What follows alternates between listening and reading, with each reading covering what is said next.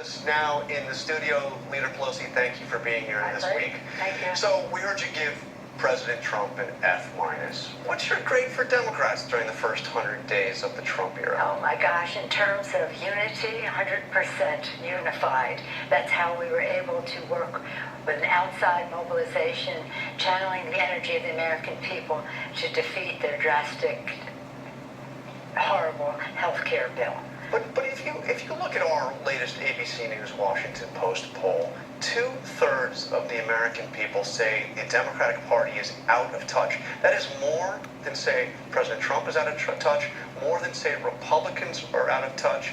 Isn't the Democratic Party a bit of a mess right now, too? No, it isn't. The Democratic Party is unified. I would say my own critique of the Democrats, we have walked the walk, but we haven't talked the talk. All we do is fight for America's working families against special interests that the Republicans represent, but that has not come across. So you've said you think that Democrats can win back the House. Yes. Let's do the odds. What is the percentage chance that you are re-elected Speaker of the House? Well, it's not about me. It's about the Democrats. The Democrats can about the Democrats. Better and better. History is on our side. As you recall, when Clinton was president, the Republicans won. When Bush was president, the Democrats won. When Obama was president, the Republicans won. It's nothing to be taken for granted. But we feel that, again, history on our side. I've never, in my years in politics, seen so much enthusiasm. Let's imagine for a minute that you actually win. Democrats retake the House. Mm-hmm. How does a Democratic House, you as a Democratic Speaker, work with this president? I mean, you've been a resistance. You look a lot like a party of no right now. You're blocking. I don't think that at all. Opposing what he's saying. What is he proposing? A bill that had 17% support in the public and his health care bill? He hasn't really proposed anything. We're looking for the infrastructure bill, which we're welcome to. We welcome and want to work with the president on. We welcome some of his ideas, as you said in the campaign, about work and home balance in terms of child care, etc., affordable child care. We look forward to working with him.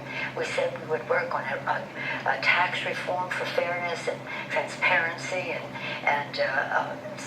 but what did he put out but a wish list for billionaires? I see everything as an opportunity, and I've never seen so much willingness to help win.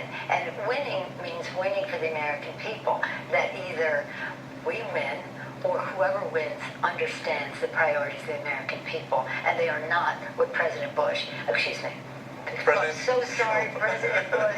I never thought I'd pray for the day that you were president again, but... You're praying for the day that President Bush is president again? Well, we worked, and so you asked the question, how would I work with a Republican president? The way we worked with President Bush. We got a great deal accomplished. We opposed him on the war in Iraq vociferously.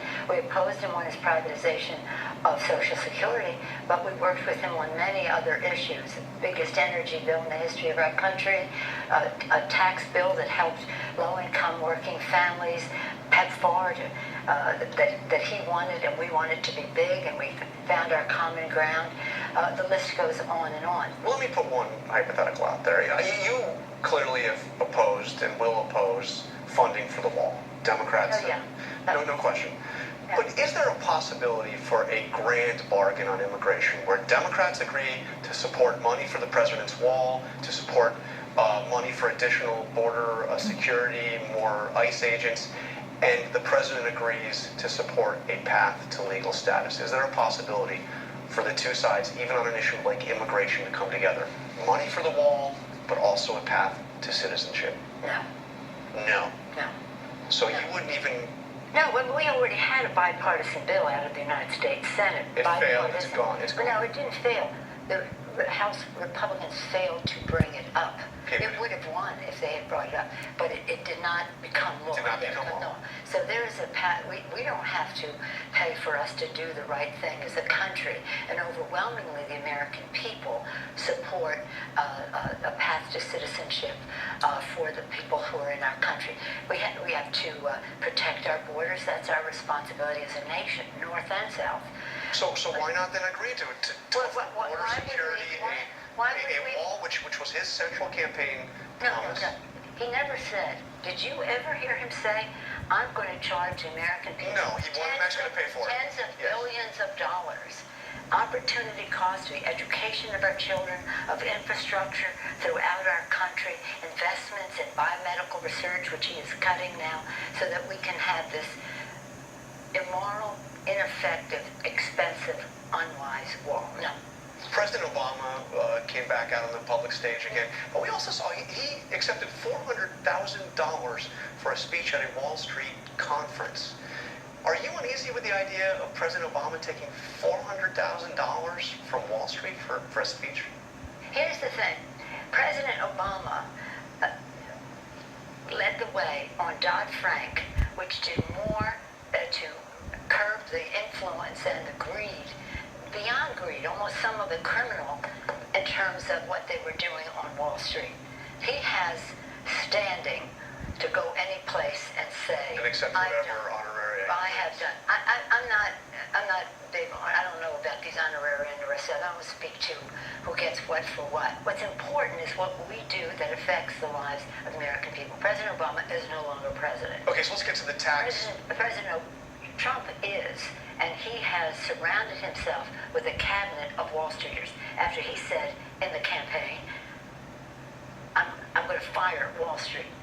Fire Wall Street and then rehire them in my cabinet. So let's talk about what matters to the American people in terms of policy, if you want to talk about Wall Street. How often do you talk to the president? I have no complaint that I don't talk to him enough.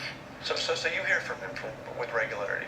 No, I wouldn't say. Well, I talk to him enough. I mean, I've spoken to him, and I've spoken to his administration about issues, and we have a courteous, really cordial, respectful conversation. But I always grant people their position. I respect what you believe in and what you have come to do. I'm not absolutely sure what he believes in yet, but if it's reflected in his budget, we will fight that.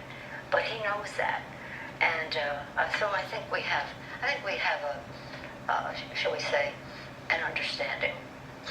Leader Nancy Pelosi, thank you very much for joining us My pleasure. this week.